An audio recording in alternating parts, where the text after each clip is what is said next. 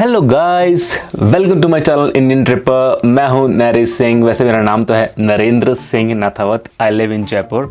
काफ़ी सालों से मैंने अपनी आइडेंटिटी, मेरा नाम मतलब नहीं बताया चैनल के अंदर, बट आई थॉट यार चलो बता देते हैं। नाम है मेरा नरेंद्र सिंह और वैसे दोस्त लोग मुझे बोलते हैं नरी, तो आप भी मुझे नरी के नाम से बुला सकते हैं।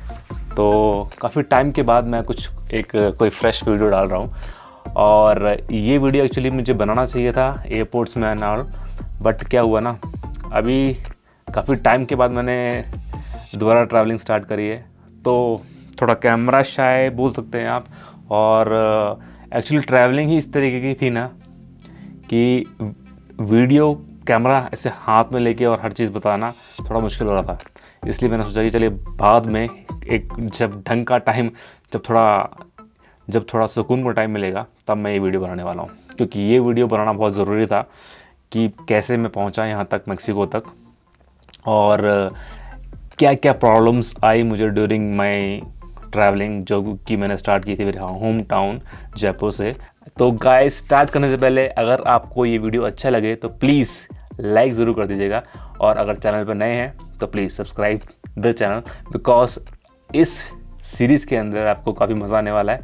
क्योंकि अभी तक जो भी मैं देख रहा हूँ सब लोग रशिया यूक्रेन की ही वीडियोस लोगों को देखने को मिल रहे हैं यूट्यूब के अंदर, और आई डोंट थिंक कि कोई भी यूट्यूबर अभी इस टाइम मैक्सिको के अंदर है। तो इस चैनल के अंदर they would be great content coming for you guys. तो चलिए स्टार्ट करते हैं आज का video. This is quesadillas. Más grande. Bienvenida a México. Gracias, mira. Finally, we are here in Tepito, Mexico's most dangerous market. And she says कि आपको अपना camera थोड़ा संभाल के रखना।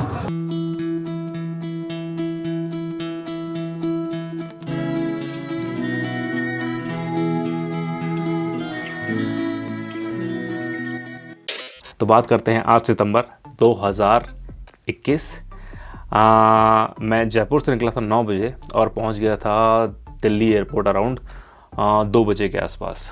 मेरी फ़्लाइट थी समथिंग अराउंड 8 बजे फ्रॉम Delhi to Sharjah. Actually normally मैं जब दुबई जाता हूं या फिर यूएई जाता हूं तो मैं जयपुर से फ़्लाइट बुक करता था, बट अभी जयपुर के एयरपोर्ट्स में और कई सारे एयरपोर्ट्स के अंदर रैपिड टेस्ट की फैसिलिटी ना होने के कारण जो इन छोटी छोटी सिटीज़ से इंटरनेशनल फ़्लाइट रोक दी गई हैं, और जो बड़े बड़े एयरपोर्ट्स हैं वहाँ से आपको ऑप्शंस हैं इंडिया से बाहर जाने के लिए। तो पहुँच गया था 2 बजे, और मैं सोचा था यार बड़े आराम से पहुँच गया हूँ, अब आराम से चेक इन करके अब वीआईपी लॉन्ज में चिल करेंगे। बट ऐसा कुछ नहीं हुआ, बिकॉज कोरोना का time you have to be ready for any surprises. Yes, मतलब मैं जैसे अंदर पहुंच गया, वहाँ पर पहुंचने के बाद मैंने अपने डॉक्यूमेंट्स दिए और उन्होंने बोला, इंडिगो वालों ने बोला, साहब आपने रैपिड टेस्ट कराया क्या? मैं रैपिड टेस्ट में RT-PCR तो लेके आया था, तो जो कि एक दिन पुराना था, तो 48 आवर्स का वैलिड रहता है, उसमें कोई प्रॉब्लम नहीं थी। उन्होंने ये ठीक है, बट आपको रैपिड टेस्ट भी कराना पड़ेगा। तो पहले पहुंचते ही कन्फ्यूजन कराना है।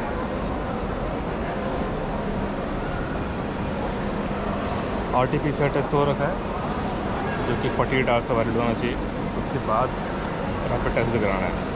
और खर्चा कितना पता है? 3,900 रुपीज़, 4,000 के फटका लगने वाला था। तो चलिए, उसके बाद और कोई ऑप्शन था नहीं, तो वो तो कराना है ही।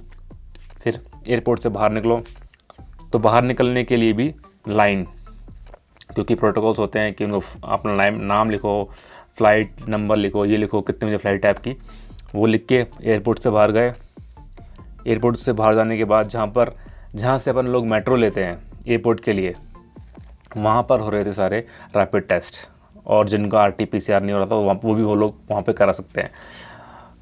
तो वहाँ पहुँचने के बाद और 200-300 लोग वहाँ पर वेट कर रहे थे। मतलब अगर आपकी फ़्लाइट टाइम पे है तो वो लोग आपको बता देंगे कि चलिए उनको प्रेफरेंस दे दीजिए, और लेकिन भीड़ बहुत ज़्यादा लोग बाग थे वहाँ पर। मतलब आपको अगर इस टाइम अगर आप ट्रैवल कर रहे हैं दिल्ली से या फिर कोई भी इंडियन एयरपोर्ट से, तो आपको कम से कम नहीं तो 5 घंटे पहले एयरपोर्ट पहुंचना बहुत ज़रूरी है। इस तरीके से आपको इस तरीके की परिस्थिति मिल सकती है मतलब वहाँ पर एयरपोर्ट के अंदर। तो फिर ले दे के हम पहुँच गए वहाँ पर, और फिर उसके बाद फॉर्म भरो और फिर देन लाइन, और आपका टोकन नंबर लो, फिर आपको बताते हैं कि आपको इतना बजे आपका नंबर है, फिर वहाँ उसके लिए लाइन लगाओ, फिर RTP, फिर टेस्ट देने के लिए लाइन लगाओ, फिर टेस्ट देने के बाद फिर आपको वेट करना पड़ेगा आपकी रिपोर्ट का। अगर रैपिड टेस्ट है तो जल्दी आपको रिपोर्ट मिल जाती है, तो फिर भी जल्दी का मतलब 1 घंटा तो कम से कम आपको वेट करना पड़ेगा। उसके बाद उन्होंने इंडिगो वालों ने बोला था, मेरी फ़्लाइट इंडिगो से थी, तो इंडिगो वालों ने बोला आप एक बार टेस्ट करा के आ जाइए और मुझे डॉक्यूमेंट्स दिखा देना। चलिए टेस्ट हो गया, मैं अराउंड 3 बजे डॉक्यूमेंट्स दिखाने के बाद एक और नया सरप्राइज़। वहाँ पर उन्होंने बोला कि आपके पास एक क्या बोलते हैं QR कोड होना चाहिए अगर आप जा रहे हैं इस टाइम UAE शारजाह। तो मैंने QR कोड तो सर मेरे पास नहीं है। तो अगर पास नहीं है तो सॉरी, मतलब आपको पैनिक की स्थिति में पहुंचा देते हैं उस टाइम एयरलाइंस वाले। सर मेरे पास तो नहीं है QR कोड, हाँ जब एक QR कोड जो आप बोल रहे हैं, बोला नहीं है तो sorry you can't board the flight. Sir आप बताइए ना इसका उपाय बताइए, इसका क्या सॉल्यूशन बताइए, इसका क्या है सॉल्यूशन, आप अभी अपन क्या कर सकते हैं। तो आप सर यहाँ पर इस वेबसाइट में जाइए और 5 मिनट के अंदर आपको वो QR कोड मिल जाएगा। मतलब सर ऐसे बोलिए ना, आप तो डरा देते हैं लोगों को यार। मेरी तरह से काफ़ी और दूसरे लोग थे, बट आपको थोड़ा बहुत पढ़ा लिखा होना ज़रूरी है ये सब करने के लिए, बिकॉज काफ़ी सारे बेचारे मज़दूर लोग भी थे जो कि बेचारे इधर उधर घूम रहे थे उस टाइम, और एयरलाइंस वाले कुछ बिल्कुल नहीं सुनते उनके, बिल्कुल भी नहीं सुनते उनकी। हालांकि उनको इतना काम होता है वो समझते हैं, लेकिन थोड़ा बहुत तो हेल्प करना चाहिए, कम से कम उनको वेबसाइट बतानी चाहिए, या फिर एक बंदा होना चाहिए कि जो इन लोगों को हेल्प कर सके कम से कम। ठीक है, तो उसके बाद अपने डॉक्यूमेंट्स वहाँ पर सबमिट करने पड़ते हैं उस वेबसाइट में जाकर।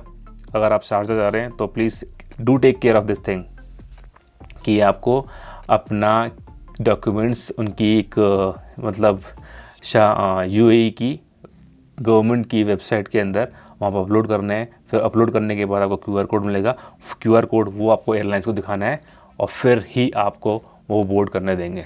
उसके बाद हम भाई चेक इन करा दिया अपना बैगेज, वो हो गया। लगेज चेक इन कराने के बाद हम गए QR कोड लेने के लिए, और सॉरी अपनी रिपोर्ट लेने के लिए रैपिड टेस्ट की, उसमें नेगेटिव। देन हम गए इमिग्रेशन करने के लिए। इमिग्रेशन में कुछ नहीं पूछा, ऐसा कुछ हार्ड एंड फास्ट कोई ऐसा कुछ रूल नहीं था, बहुत इजीली हुआ, वहाँ से निकल गए हम। और बाद में मेरे पास कितने 2 घंटे बचे थे, तो 2 घंटे के अंदर मैंने सोचा कि वीडियो बनाऊंगा VIP लॉन्च का, बट VIP लॉन्च में पहुँचे, कैमरा निकाला, उतने मना कर दिया, you can't take the photo. ठीक है चलो पहाड़ में जाए, वहाँ पर थोड़ा बहुत खाया हमने और फिर हम निकल दिए दुबई के लिए, शारजाह के लिए।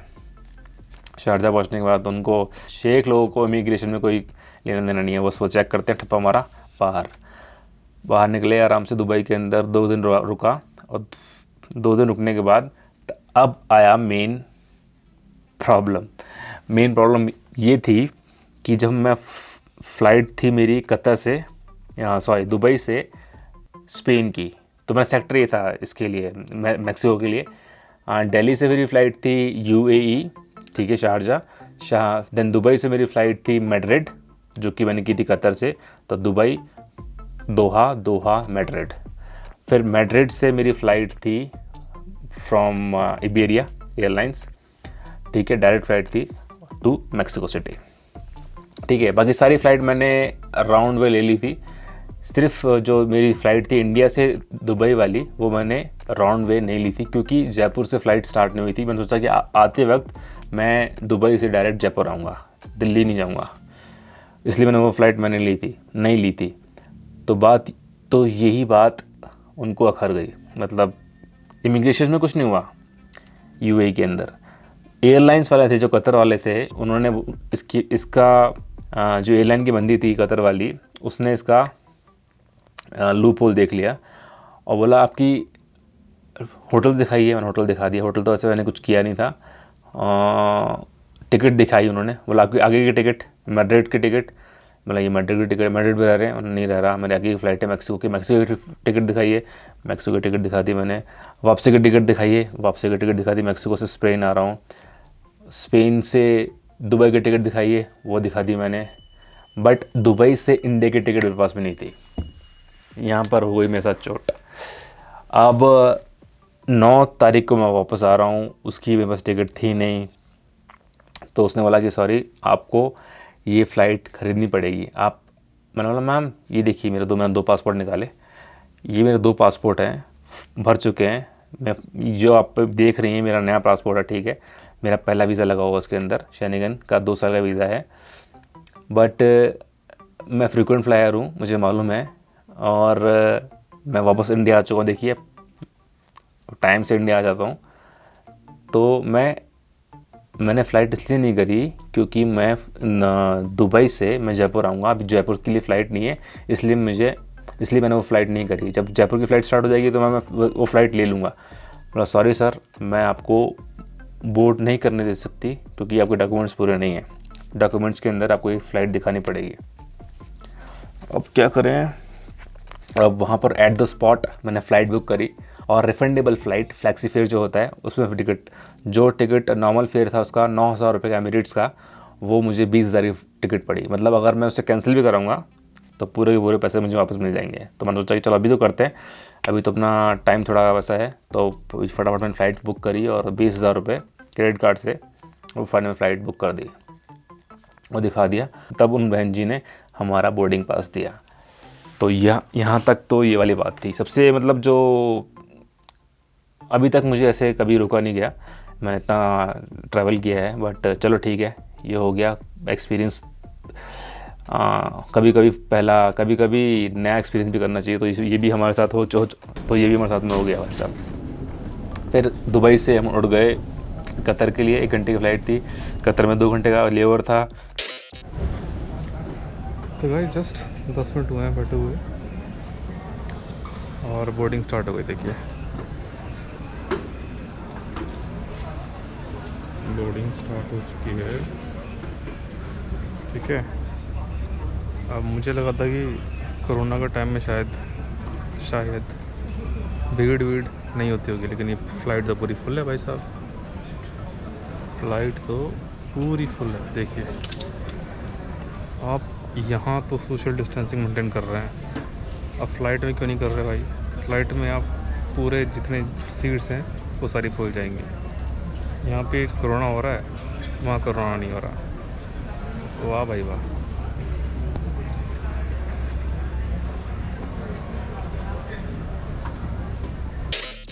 अब मैड्रिड में हम पहुंच गए 7 बजे सुबह 11 तारीख को, और 11 तारीख को हमारी फ़्लाइट थी मैक्सिको के लिए रात को, जो मैंने फ़्लाइट बुक करी थी। वेलकम टू मैड्रिड, शक्ल देखो।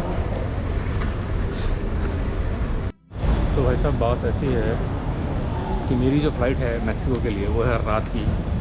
मैंने रात की इसलिए करी थी ताकि अगर मेरी फ़्लाइट लेट होती है ये वाली, तो टाइम बहुत कम था, मतलब 6 बज रहे हैं 9 और 1 बजे की फ़्लाइट थी। अब मैं ट्राई करूँगा एयरलाइन से पूछ के कि भाई मेरी रात की फ़्लाइट को अगर खाली जा रही है तो मुझे नेक्स्ट फ़्लाइट पे भेज दीजिए, नहीं तो क्या करेंगे, बैठेंगे वेट करेंगे, या फिर देखते हैं मैड्रिड तुम्हें क्या करें। ये मैड्रिड एयरपोर्ट है,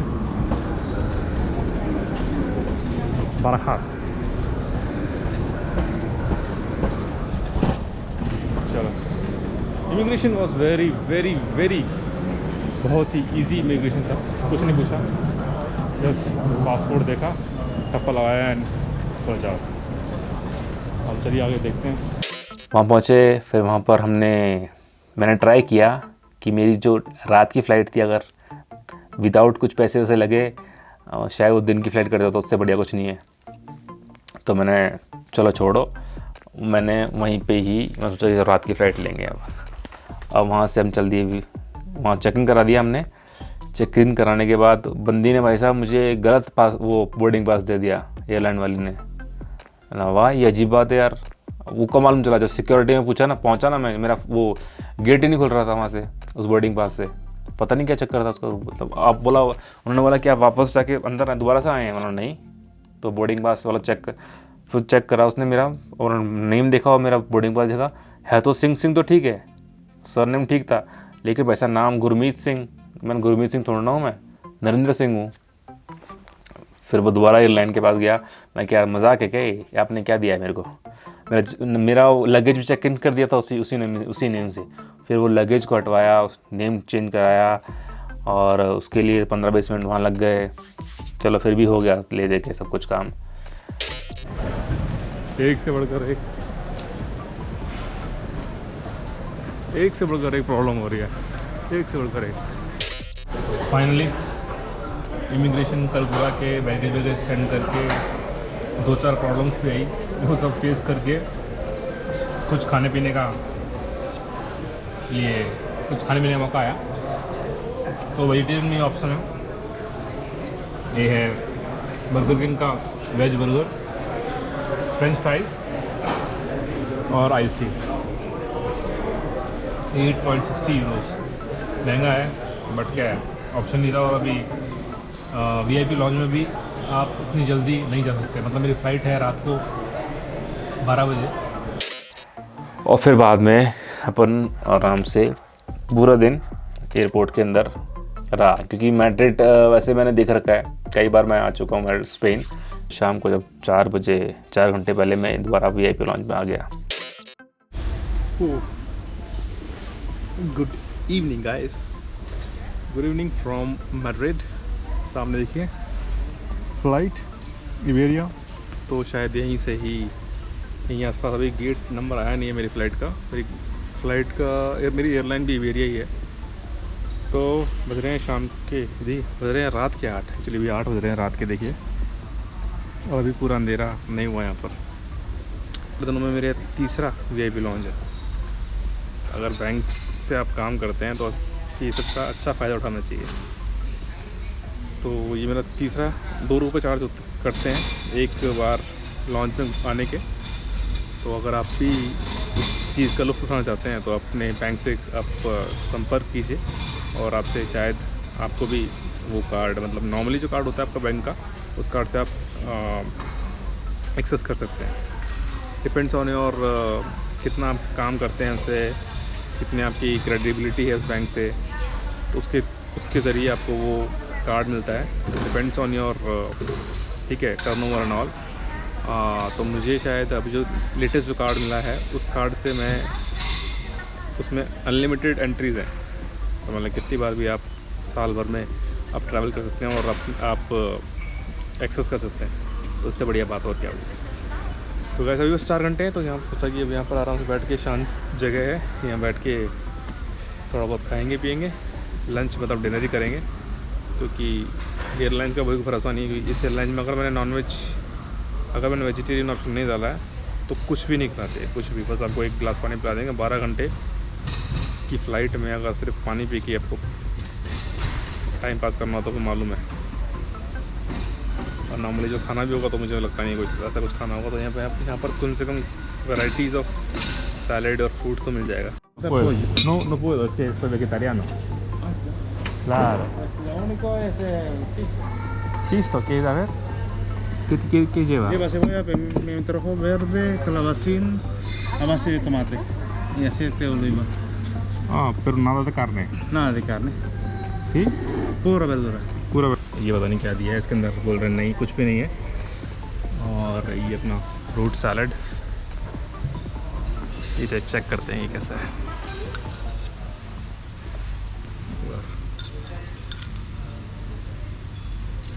कलाबासीन,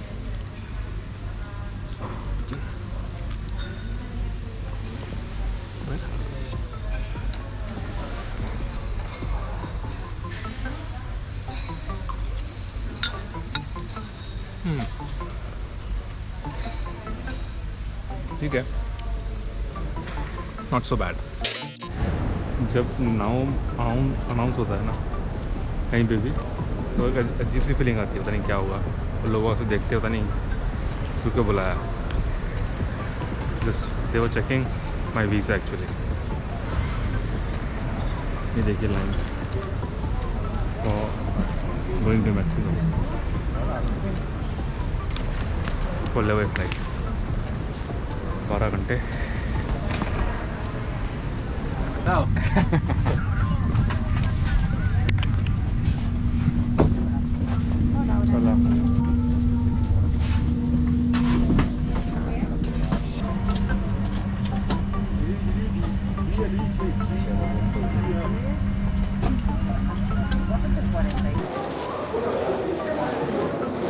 वेलकम टू मैक्सिको।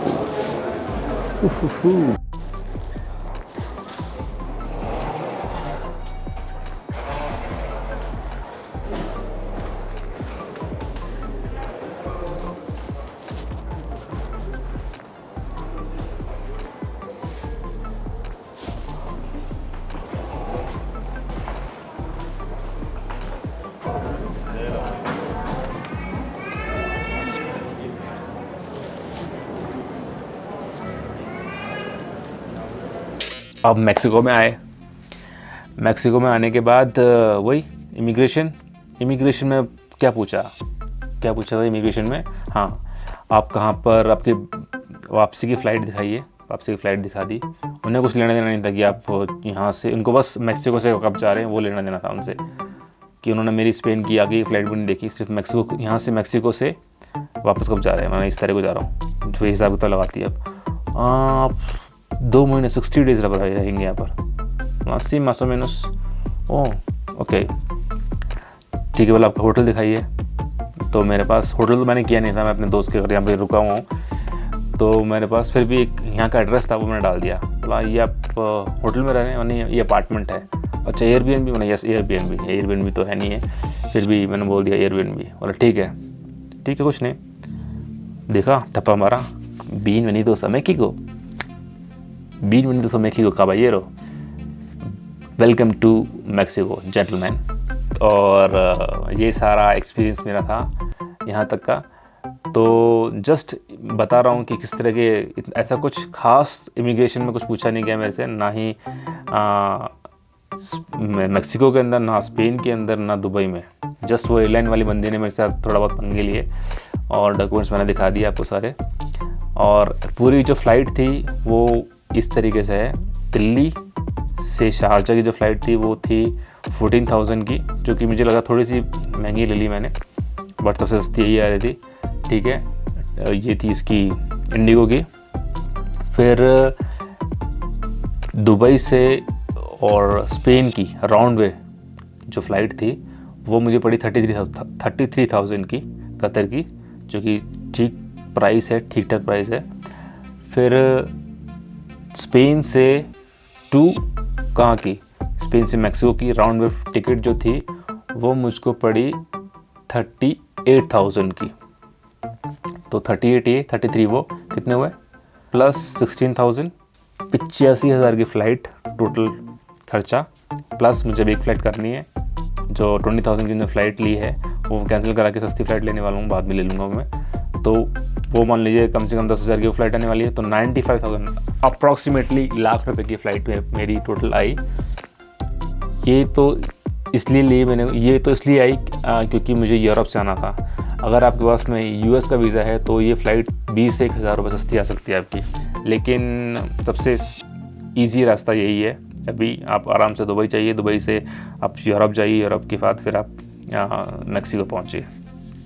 ठीक है, और तो ये मेरा एक्सपीरियंस रहा पूरा इमिग्रेशन का। कस्टम्स में सिर्फ किसने कहाँ पे देखा मेरा सामान, ना दुबई में देखा, ना स्पेन में देखा। हाँ, मैक्सिको में ज़रूर मुझे अलग बुला लिया था कि आप दिखाइए, फिर भी मैंने दिखाया। उसके अंदर क्या था, उसके अंदर चावल लेके आया था मैं 2 किलो दुबई से जो मैंने लिए थे। ठीक है, बासमती राइस थी, और चाय पीने वाली रेडीमेड वाली वो थी, और कुछ सामान नहीं था ऐसा कुछ। वहाँ मेरा ड्रोन था, मैंने उसमें लगेज में लेके आया था मैं, उसमें बैटरी मैंने निकाल ली थी। तो बस यही कुछ सामान था, और ये सब प्रॉब्लम्स जो मैंने फेस करी पूरे इस टूर के अंदर, उस पूरे मेरी ट्रिप के अंदर। बट एज़ फॉर नाउ अब सब कुछ बढ़िया। पहुंच गया हूं अपने दोस्त के घर में, और ये मेरा रूम है। इसका वीडियो आपको नेक्स्ट वीडियो में देखने को मिल जाएगा। तो I hope you will like the video. और अगर जो भी कुछ क्वेश्चंस हैं आपके तो प्लीज़ आप मुझे बता सकते हैं, और आपको मैक्सिको के अंदर कौन कौन सी जगह देखनी है और किस तरह की वीडियोस आप देखना पसंद करेंगे, तो please do let me know. उसी हिसाब से मैं वीडियो आगे बनाता रहूँगा। तो अभी बज रहे हैं रात के कितने 9:15 हो चुके हैं, तो थोड़ा बहुत वीडियो बनाएंगे, एडिट करेंगे, सीखे, और आपको मिलते हैं जल्द नेक्स्ट वीडियो के अंदर। Till then bye bye, take care, अडियोस अमीगोस। और वीडियो अच्छा लगा तो प्लीज़ लाइक ज़रूर कर दीजिएगा। Bye bye amigos.